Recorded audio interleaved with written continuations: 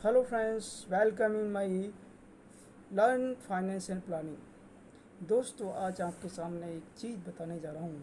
इसके बारे में एक्चुअली प्रेजेंट सिनेरियो में मोस्ट इम्पॉर्टेंट चीज़ हो गई है। जो कॉस्टिंग है, दिनों दिन आजकल दिनों दिन कॉस्टिंग बढ़ती जा रही है बिजनेस पर्पज़ के लेकर, इन्फ्लेशन को लेकर सारी चीज़ें बढ़ रही हैं। क्यों बढ़ रही हैं, क्या रीज़न है, क्या चीज़ें हैं, क्या स्ट्रेटजी हम लोग को अपनानी चाहिए, ये सारी चीज़ें आज हम लोग आपके साथ में डिस्कस करने वाले। अगर आपने चैनल को सब्सक्राइब नहीं किया तो सब्सक्राइब ज़रूर कर लीजिए और लगातार आपकी वेलकम आपको नोटिफिकेशन आते रहेंगे अगर वह इसको आइकन को प्रेस किया है तब। दोस्तों, अब आगे वीडियो में चलते हैं। एक्चुअली क्या है, ये अभी जो इन्फ्लेशन रेट जो बढ़ रही है, आपको पता चला है। जैसे पेट्रोल की रेट है, पेट्रोल डीजल की रेट है, आम जनता के लिए सिलेंडर महंगा को कॉस्टली होना, आम जनता के लिए सब्सिडी प्रोवाइड नहीं की जानी, ये सारी चीज़ें हैं इन्फ्लेशन को बढ़ाने हैं। ये आम जनता के लिए इन्फ्लेशन बढ़ती है। और बिजनेस पर्पज से देखा जाए इन्फ्लेशन क्यों बढ़ रही है, वो आप है ट्रांसपोर्टेशन कॉस्ट। सबसे इम्पोर्टेंट फैक्टर आता है ट्रांसपोर्टेशन कॉस्ट। ट्रांसपोर्टेशन कॉस्ट जो है वो एक्चुअली क्या है, सबसे बड़ा इम्पैक्ट दे रही है पूरे वर्ल्ड के अंदर। आप समझोगे, जो स्ट्रेटेजी मार्केट स्ट्रेटेजी को समझोगे, किसी भी चीज़ में आप इन्वेस्ट करते हो तो अपना जो इनकम होती है उस इनकम को सोच समझ के आपको इन्वेस्ट करना चाहिए। किस चीज़ में इन्वेस्ट करना चाहिए, जैसे कि आपको पता है कि बैंकों का जो प्रेजेंट सिनेरियो है बहुत डाउन होता चले गया है। बैंकों के रेट ऑफ इंटरेस्ट बहुत कम हो चुके हैं, 4%, अप्रोक्सीमेट 4% हो गए। मैक्सिमम 8.5% सुकन्या समृद्धि में है, 8% एफडी में है। और अगर आरडी एफडी की बात करते हैं तो इसे 6% बिलन, 5%, 4%, 3% तक हो चुके हैं। तो अपने जो इनकम है, अपने इनकम की जो सोर्स ऑफ इनकम है, उसको हम बैंक में सेफ नहीं रख सकते प्रेजेंट के हिसाब से। क्योंकि इन्फ्लेशन जो रेट बढ़ रही है, जो मार्केट की जो रेट बढ़ रही है, मार्केट की रेट इमेजिन करो, मार्केट की रेट 10%, इन्फ्लेशन रेट बढ़ रही है, आपका पैसा इन्वेस्ट हो रहा है 4%, तो 6% का गैप होगा, उसको कैसे कवर अप करोगे, ये चीज़ें बहुत इंपॉर्टेंट होती है।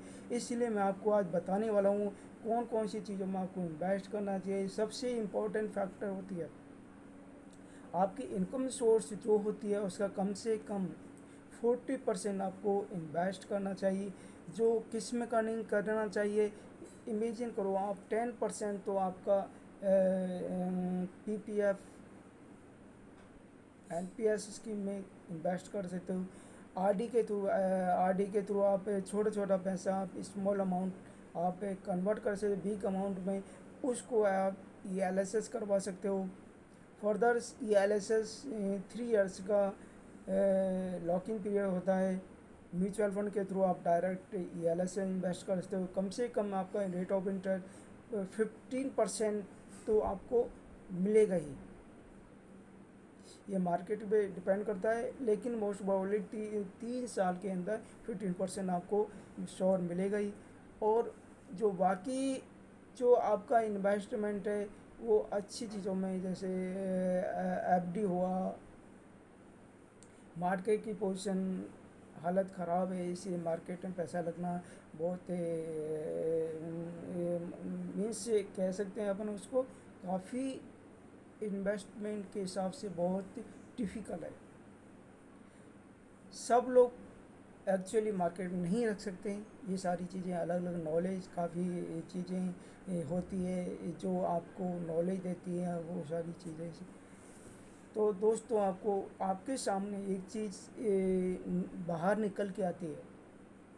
आप जो इनकम कमा रहे हैं उसको कैसे प्रेजेंट सिचुएशन में आप कैसे सेफ रखते हैं, कैसे इन्वेस्टमेंट को अपने आप को बढ़ाते हैं, किस प्रकार आपके अपने पैसों को ग्रो करते हैं, ये सारी चीज़ें बात करने वाली चीज़ें हैं जो आपको मैंने आपके सामने रखी गई है।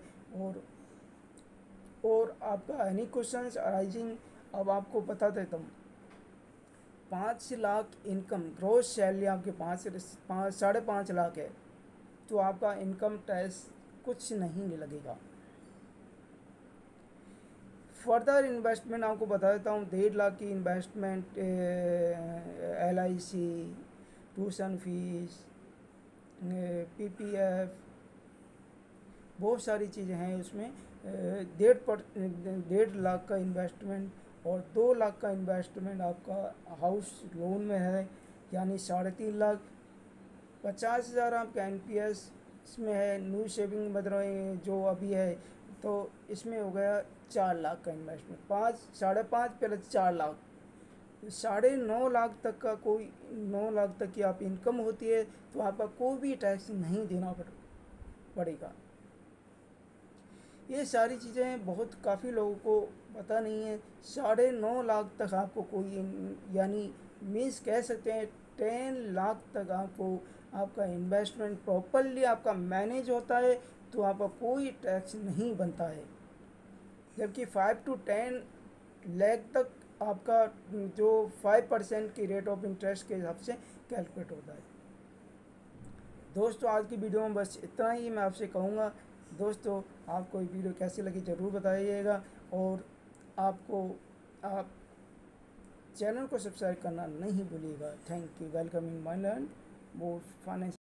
Hello friends, welcome in my learn finance and planning. दोस्तों आज आपके सामने एक चीज़ बताने जा रहा हूँ, इसके बारे में एक्चुअली प्रेजेंट सिनेरियो में मोस्ट इम्पॉर्टेंट चीज़ हो गई है। जो कॉस्टिंग है आजकल दिनों दिन कॉस्टिंग बढ़ती जा रही है, बिजनेस पर्पज़ के लेकर, इन्फ्लेशन को लेकर सारी चीज़ें बढ़ रही हैं। क्यों बढ़ रही हैं, क्या रीज़न है, क्या चीज़ें हैं, क्या स्ट्रेटेजी हम लोग को अपनानी चाहिए, ये सारी चीज़ें आज हम लोग आपके साथ में डिस्कस करने वाले। अगर आपने चैनल को सब्सक्राइब नहीं किया तो सब्सक्राइब ज़रूर कर लीजिए, और लगातार आपकी आपको नोटिफिकेशन आते रहेंगे अगर वह इसको आइकन को प्रेस किया है तब। दोस्तों अब आगे वीडियो में चलते हैं। एक्चुअली क्या है, ये अभी जो इन्फ्लेशन रेट जो बढ़ रही है, आपको पता चला है, जैसे पेट्रोल की रेट है, पेट्रोल डीजल की रेट है, आम जनता के लिए सिलेंडर महंगा को कॉस्टली होना, आम जनता के लिए सब्सिडी प्रोवाइड नहीं की जानी, ये सारी चीज़ें हैं इन्फ्लेशन को बढ़ाने हैं। ये आम जनता के लिए इन्फ्लेशन बढ़ती है। और बिजनेस पर्पज़ से देखा जाए इन्फ्लेशन क्यों बढ़ रही है, वो आप है ट्रांसपोर्टेशन कॉस्ट, सबसे इम्पोर्टेंट फैक्टर आता है ट्रांसपोर्टेशन कॉस्ट। ट्रांसपोर्टेशन कॉस्ट जो है वो एक्चुअली क्या है, सबसे बड़ा इम्पैक्ट दे रही है पूरे वर्ल्ड के अंदर। आप समझोगे, जो स्ट्रेटेजी, मार्केट स्ट्रेटेजी को समझोगे, किसी भी चीज़ में आप इन्वेस्ट करते हो तो अपना जो इनकम होती है उस इनकम को सोच समझ के आपको इन्वेस्ट करना चाहिए। किस चीज़ में इन्वेस्ट करना चाहिए, जैसे कि आपको पता है कि बैंकों का जो प्रेजेंट सिनेरियो है बहुत डाउन होता चले गया है। बैंकों के रेट ऑफ इंटरेस्ट बहुत कम हो चुके हैं, 4%, अप्रोक्सीमेट 4% हो गए। मैक्सिमम 8.5% सुकन्या समृद्धि में है, 8% FD में है, और अगर RD FD की बात करते हैं तो इसे 6% विलन, 5%, 4%, 3% तक हो चुके हैं। तो अपने जो इनकम है, अपने इनकम की सोर्स ऑफ इनकम है, उसको हम बैंक में सेफ नहीं रख सकते प्रेजेंट के हिसाब से, क्योंकि इन्फ्लेशन जो रेट बढ़ रही है, जो मार्केट की जो रेट बढ़ रही है, मार्केट की रेट इमेजिन करो, मार्केट की रेट 10%, इन्फ्लेशन रेट बढ़ रही है, आपका पैसा इन्वेस्ट हो रहा है 4%, तो 6% का गैप होगा, उसको कैसे कवर अप करोगे, ये चीज़ें बहुत इंपॉर्टेंट होती है। इसलिए मैं आपको आज बताने वाला हूँ कौन कौन सी चीज़ों में आपको इन्वेस्ट करना चाहिए। सबसे इम्पोर्टेंट फैक्टर होती है आपकी इनकम सोर्स जो होती है उसका कम से कम 40% आपको इन्वेस्ट करना चाहिए।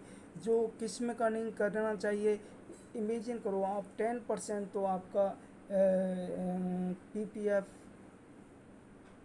NPS स्कीम में इन्वेस्ट कर सकते हो। आर डी के थ्रू आप छोटा पैसा, आप स्मॉल अमाउंट आप कन्वर्ट कर सकते हो बिग अमाउंट में, उसको आप ELSS करवा सकते हो। फर्दर ELSS 3 इयर्स का लॉकिंग पीरियड होता है। म्यूचुअल फंड के थ्रू आप डायरेक्ट ELSS इन्वेस्ट कर सकते हो। कम से कम आपका रेट ऑफ इंटरेस्ट 15% तो आपको मिलेगा ही। ये मार्केट पे डिपेंड करता है, लेकिन मोस्ट प्रोबेबली 3 साल के अंदर 15% आपको श्योर मिलेगा ही। और जो बाकी जो आपका इन्वेस्टमेंट है वो अच्छी चीज़ों में, जैसे FD हुआ, मार्केट की पोजीशन हालत ख़राब है इसलिए मार्केट में पैसा लगना बहुत मीन्स कह सकते हैं अपन उसको, काफ़ी इन्वेस्टमेंट के हिसाब से बहुत डिफ़िकल्ट है। सब लोग एक्चुअली मार्केट में नहीं रख सकते हैं ये सारी चीज़ें। अलग अलग नॉलेज काफ़ी चीज़ें होती है जो आपको नॉलेज देती है वो सारी चीज़ें।